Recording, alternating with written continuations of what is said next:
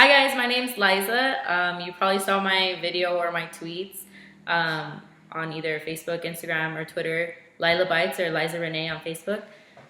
I'm Aaron's big sister. I'm the one who recorded everything, posted the stuff to my social media. This is my little brother Aaron, and I want to apologize to Aaron because I actually posted that he was 13 and he's not 13. He turned 14 in August. So I'm kind of a bad big sister, besides the fact that I handed the belt to my mom that quickly. So we just wanted to answer some of your questions because a lot of people have the same questions, and we wanted you guys to get a look at Aaron because he's grounded probably until 2019. So he's not going to be on his phone. He's not going to be following y'all back for a while. So we're going to start with a little bit of the backstory from the top of the tweets and everything, where Aaron actually disconnected the Wi-Fi. Well, my mom was at work and she has Google Home. So she got the notification and he calls her and he's like, "Hey mom, the Wi-Fi's down." And she got the notification as he's calling her, and she was like, "Oh, okay, like it must have been the rain," because it was raining all day Friday here in El Paso. And after that, he's like, "Okay, cool, like I'm in the clear, my plan's good." My mom has Vivint, so it notifies her anytime the doors are open, anytime there's a visitor detected at the door, things like that. So he had to disable the cameras any way he could. After that, he was getting ready to head out when my mom's cleaning lady went over, and he had no idea she was going to be there. She walked in, and she said that when she walked in, that Aaron was like, "Oh, hi." He was scared because he already had the whole idea planned out, and they were getting in the way of that. Her and the other lady that goes with her. And she said that Aaron had asked her if she needed anything from the store, and what happened? That you asked her if she needed anything from the store, and then she was like, "How are you gonna go to the store? It's raining." And he's like, "Oh, I'm just gonna take the car." And she was like, "No, don't take the car, and your mom's gonna get mad, this and that." So then he was like, "Oh, okay, I won't." So then they start at the other side of the house in our other brother's room, AJ, and Aaron grabs the keys. He goes out through the back door, opens the side gate, and that's how he ends up in the car to go and pick up Isaiah, who asked him for a ride. So what happened after you picked up Isaiah? I just took him back to our high school, and then we went to his house. And that's basically how it all started when my mom found out so Isaiah, he has these two little brothers, and they went and they called their mom and said, "Mom, Isaiah just left with Aaron in a car." So then Isaiah's mom is really good friends with my mom. So then Isaiah's mom calls my mom saying, "Where's your son?" My mom, of course, said, "Oh, well, he's at home." And Isaiah's mom said, "No, he's not home. He's with Isaiah. My boys just told me that he got in the car with Aaron and they're driving around." So from there, that's when my mom calls me, and I live next door. So my mom's like, "Can you run outside, check to see if my BMW is there?" I run outside, of course it's not there, and I'm thinking like, "Oh my God, did somebody steal it and she saw it on the camera or something?" And then I'm like, "No, it's not there." And she's like, "Hijo de su pinche madre." And I'm like, "What happened?" And she's like, Aaron took the car, he went and picked up Isaiah. Isaiah's mom just called me, Miss Robin just called me and told me that what was going on. She's like, "I'm on my way, I'm leaving work." My mom works about 10 minutes away. She was like, "All right, see if Aaron gets there. If he does, FaceTime me. I want to see as soon as he gets there." I'm like, "Okay." So she calls me maybe 5 minutes later, and she's like, "Is he there yet?" I'm like, "No, he's not here." That's at that point, I'd already gotten inside my mom's house, and I was talking to the cleaning ladies, and they had told me what happened. And so my mom's like, "I'll be there in 2 minutes. Run to my closet, grab a cartridge for my e-cigarette, and grab a belt." So I just grabbed the belt that was hanging. I grabbed the little cartridges to her e-cigarette, and I'm walking outside. And at first I couldn't find the cartridges, so I was taking a little longer than usual. So by the time I got to the door, my mom was already parked like across the driveway, and she was about to run inside. She was like, "God damn it, I told you to hurry up." I was like, "Okay, sorry." So my mom was already mad, and obviously. And then she told me that she was freaking out. It's raining. Nobody knows how to drive in the rain. Aaron's 14 years old. He shouldn't be driving in the first place. And from Aaron's track record, he's not a very good driver. I'll tell you guys that. So the first thing she says is, let's go to his girlfriend's house. So I'm like, okay, do you know where she lives? Yeah. So we go down the street. She lives maybe 3 minutes away. As soon as we're going down her street, my mom's like, oh, her mom's car is there. That's so weird. Like, I wonder why she's home from work today. And we park. My mom runs inside, and she leaves the door open. She said that his girlfriend and her mom opened the door at the same time, and that both of them were just like, hey, what's going on? And my mom's like, has Aaron been here? He took the car. And the girlfriend says, yeah, I know he did. And they're like, okay, well, where is he? So she calls Aaron, and Aaron doesn't answer her. Then she calls Isaiah. Another friend of theirs calls Aaron's girlfriend and is like, oh, what's the big deal? Why are you looking for Aaron? And she's like, oh, I just wanted to see where he was at. And she's like, oh, well, he just dropped me off at home. So Aaron, Isaiah, and his girlfriend were all in this girl's quinceañera. So we all knew exactly where this girl lived and everything. And she said that Aaron and Isaiah were on their way home. So I told my mom, look, just go up this street, which was South Kleinfield, for those of you in El Paso who recognize this street, right there by Slider. And I'm telling my mom, he's going to come down South Kleinfield, so just wait right here in this parking lot, which is by where the Valero's at. So we're parked in there by the Valero, and we're just waiting for him to come across. He said that that's when he saw us. He was at the light, and my mom was going through the parking lot talking to my dad. That's the whole Spanish video of my dad going off about Aaron being a brat. And as soon as we went through the parking lot, their light turned green, so they're coming across, and that's when my mom pulls out, and she's speeding up. She does her pull over now. And Aaron and Isaiah both just turned and looked at her car so fast. Like, the windows in the BMW are super tinted, but I could see both of their heads just, like, snap and look. And that's when my mom's like, hand me the belt. So I just throw her that belt because I'm like, you know what?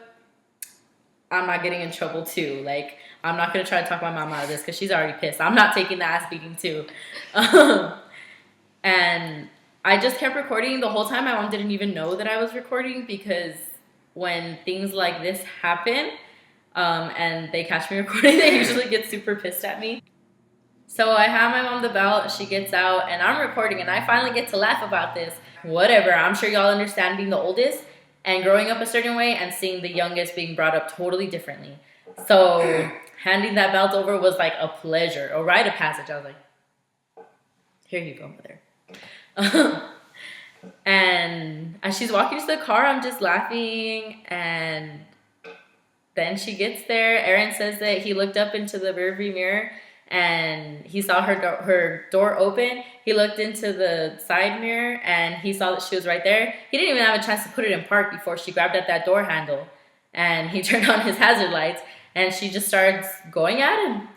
And he says that she was so pissed that she missed a couple of times. But I guess it's kind of like when you're in a dream and you're fighting somebody and you can't hit them as hard as you want to. Can't hit them as hard as you want to. I guess it was something like that just from being so mad. The part where I'm getting out of the car is because I remembered that my mom told me that I was supposed to go with her so I could drive the BMW back. So I was like, oh man, like I better go over there before I get in trouble. And Isaiah's trying to hop out of the car. And he thinks he's going to walk home. We only live like 2 minutes from where everything happened. And my mom yells at him, get back in the car, young man. You can kind of hear it at the end of the video. Then she's following Aaron all the way to her Escalade and she's just smacking him still. They get in the car. I drive Isaiah home. My conversation with Isaiah was, what were you guys thinking? And he tells me that Aaron just knows how to get into his head and influence him. And I'm like, okay, dude, like, you guys are going to be in so much trouble. Y'all know better than that.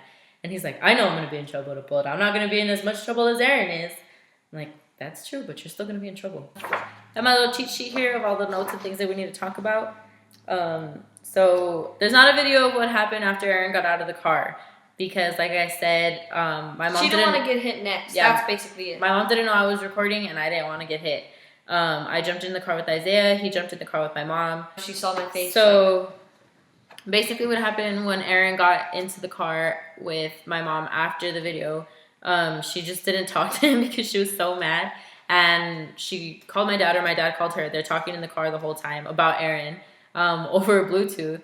And she finally gets back to her shop where my grandpa works as well. It used to be his. He was the second generation. My mom is the third to take it over. And my grandpa lectured Aaron. And that's kind of, it's a thing that our grandpa does a lot, but he means well, and he usually has a good reason and good points.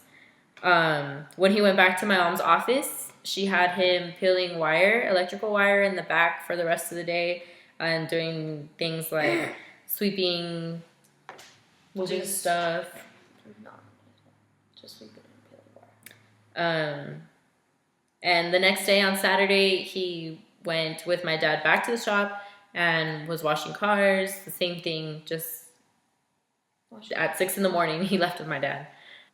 Oh, I lost my PS4, my phone, my necklace, and my ring. And his door off his hinges. No. And my mom says he's probably going to be grounded until 2019.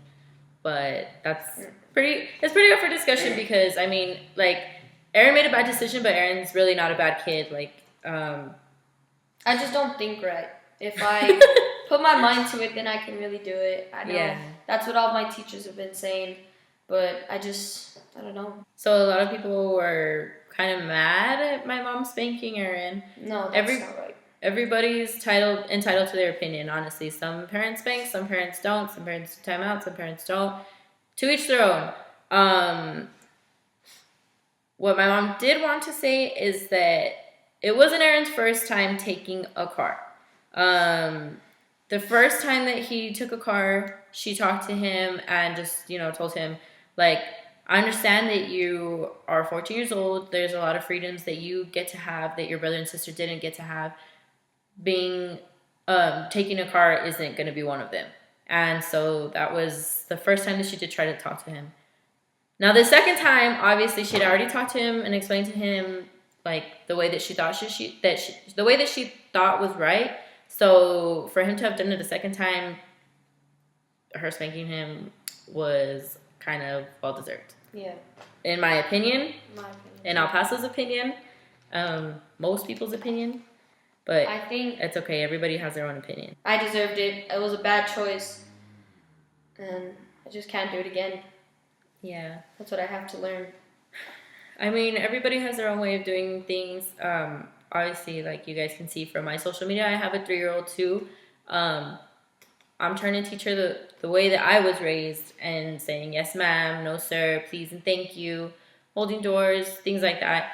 And that's another thing. That's how, sorry to interrupt, but that's how my mom told me that she was raised, or my grandpa, that's how it was whenever they were younger. There was no taking away their phone because it was always connected to the wall.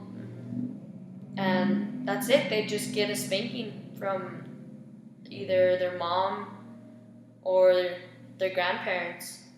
Yeah, exactly. And that's how they were raised, and that's how they wanted to raise us. And we can't really say you can't raise me like that, because at the end of the day, they're our parents. And like they like to say, I brought you into this world, I can take you out. So what do our parents do for a living? Like I said, my mom is the third generation to take over the family business, Lisa's Tovar Electric here in El Paso, Texas. My dad also works for my mom. Give them a call if you need electrical help. Our dad buys cars from auctions. He fixes them and sells them or flips them, including the BMW. So when I said that it's my mom's new car, I didn't mean it's my mom's brand new BMW of the year. I meant it's the new car that my dad brought home that my mom's been driving around. I guess we just get used to the fact that my dad buys cars from auctions, so we never think like, oh, a new car. My mom's Escalade also wasn't new. It wasn't from an auction, but it wasn't new. Her Louis wasn't new either. She bought it from a verified Facebook page where they check the credibility of these Louis Vuittons and then resell them.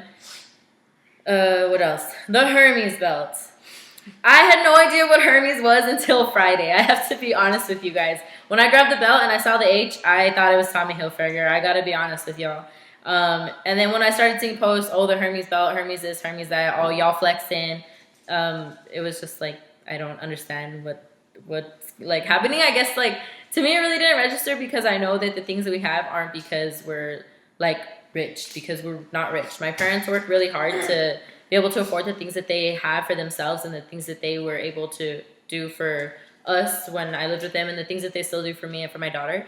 But the Hermes belt was a gift, and it was from my uncle in LA, who's my dad's brother. He gave it to him for his birthday. Nobody even knew what Hermes was, so I'm sure my uncle felt really underappreciated when he gave it to my dad, and my dad was just like, "Oh, thanks, brother." Put it down. Oh, because again in a way. Okay, so basically when people were like, oh, y'all trying to flex, this and that, like, no. First of all, what happened was my mom had her purse in the middle of her truck, like on the middle console thing.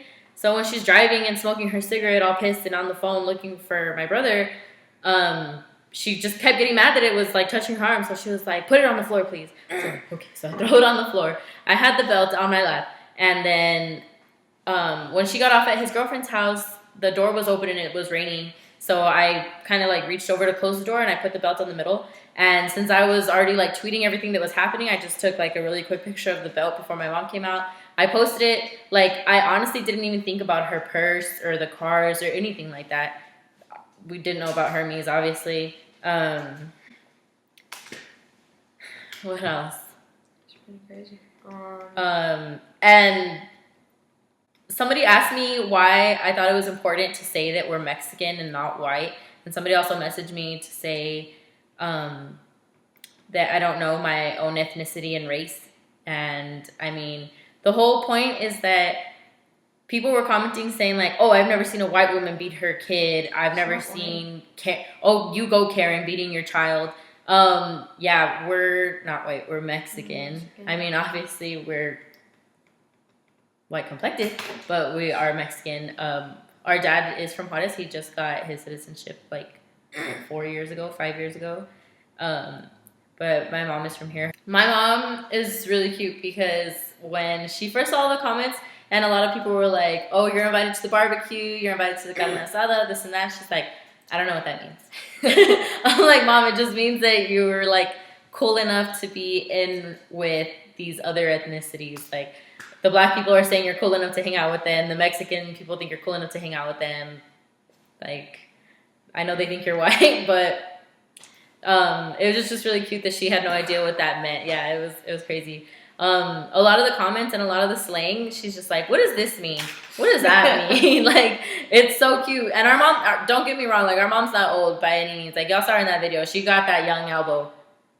She does.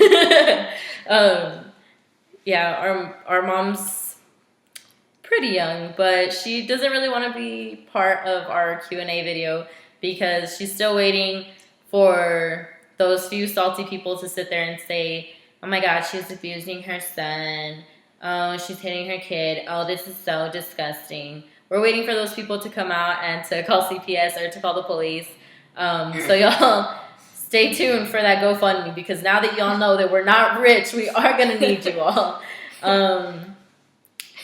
Also, some people were like, why are you guys trying to be famous or trying to do this for clout? And it's not even about it's not about the clout. It's not about like being famous or anything like that. It's just like never in my life would I have imagined that something that I record like almost on a monthly basis, like my brother's getting in trouble. I always put on my Snapchat for those of you who know me.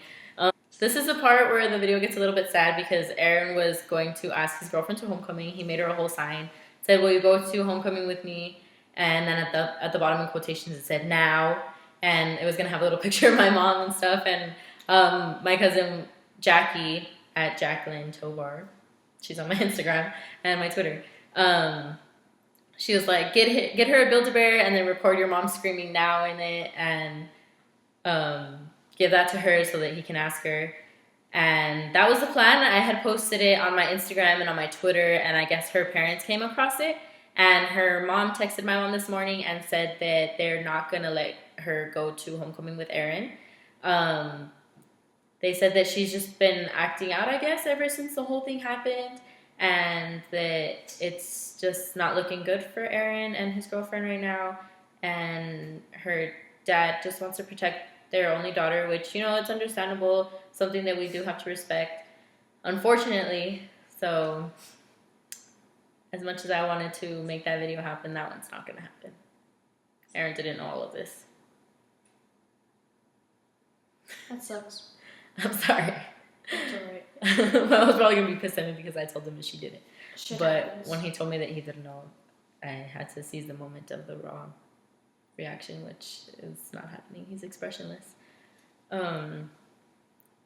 But thank you guys so much for all of your shares, all of your follows, all of your watching, liking, subscribing. It's crazy how quickly all of this blew up, because like we told you all, it was just like I posted the whole thing on my Snapchat, and then when I posted the first video on my Snapchat, I was like, I should make a Twitter thread about this, because I have like maybe 5 to 8 friends on my Twitter who are always just like liking my posts or liking my tweets or replying to them, and y'all my number 1 fans, like Sarah, Lexi, Jackie, Heather, who else? I know I'm leaving people out. Cynthia, just a couple of random people. And so when I decided to post everything on Twitter, it started getting a little bit of likes. It didn't really blow up on Twitter until FitFam had posted the video. It started getting all the likes and all the views on FitFam. And then FitFam somehow came across my Twitter, and they posted that onto their story. And after that, it was like my phone just didn't stop. The likes and the retweets and everything. From there, that Instagram account, Course, messaged me. I didn't even know who they were before all of this happened. They asked me for permission. I told them that it was cool. So they posted it, and I think right now they're almost at like 3 million likes. It's insane. Like, it's insane. Like, this is so not what we expected. Because honestly, like, I was just having this conversation with my cousin like last week. My cousin Larry, if you're in El Paso, Lorenzo Provencio with Simus Realty. But I was just having this conversation with him last week, how I only follow and have like 250 followers on Instagram. Only had like 200 followers on Twitter, followed maybe 200 people on Twitter. I didn't have that many friends on Facebook, like maybe 180. I keep a pretty tight circle. It's like my close friends, family, and some acquaintances that I actually did talk to in high school and work and things like that. So to see that, like, I gained 3,000 followers on Instagram was crazy. Like, it's still crazy to me. Kind of freaks me out, but it's crazy. So I guess we really knew we made it when our grandpa called me, and he was getting his hair cut, and he said that the lady that was cutting his hair was talking about it, and he asked how he could see the video. And I told him that it's on social media, and he's like, oh, so it's not like on YouTube or something, I can't see it. And I was like, yeah, Grandpa, you can see it. I can send it to you. He's like, oh, you can send it to me? But I don't have a Facebook. I was like, it's okay, Grandpa. I can send you a link to the video, and it'll pop up in your messages when it gets to you. And so he was like, oh, okay, yes, please do that. So that's how we really knew we made it. And don't get us wrong, our Grandpa's not very old either. He hates it. Yeah, tell him about Grandpa on social media. So he's still very old school. He has an iPhone, but he just hates the idea about social media and everything about it. But it was very crazy to hear my grandpa saying, I don't have social media, but he still found out about the video. Yeah. And it was really crazy. Alright, and I think that's it. Yeah. Liza. Thank you guys so much for watching and for taking the time to actually come to YouTube, and for sharing, liking, commenting, all that good stuff, following us. Tagging Ellen in that post. A lot of people were asking, like, why are you saying to tag Ellen? But somebody gave me the idea, and when I went to her page, she was looking for the best scares. So I guess I just considered it to be one of the best scares, because I mean, my mom was scary, and Aaron was scared, and so was all of El Paso, and I guess everybody else who saw the video. So yeah, that was the whole thing with Ellen. But I mean, it's kind of like, don't see it happening. Like I didn't think that a lot of people were gonna comment and be like, oh, like, or comment and mention Ellen. And even at that, like, I just don't think, I don't know, like, the more I think about it, I don't think that's the type of content that she posts on, or the type of content that she has on her show and stuff like that. But yeah, thank you guys so much again for watching, for sharing, for retweeting, for liking, reposting, following, all that good stuff, the mentions. Thank you all so much. Yeah.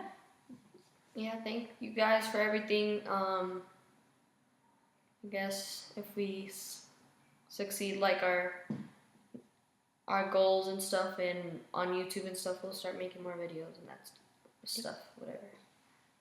That's it. All right, well, we'll see you guys later. And good job, Liza. Okay,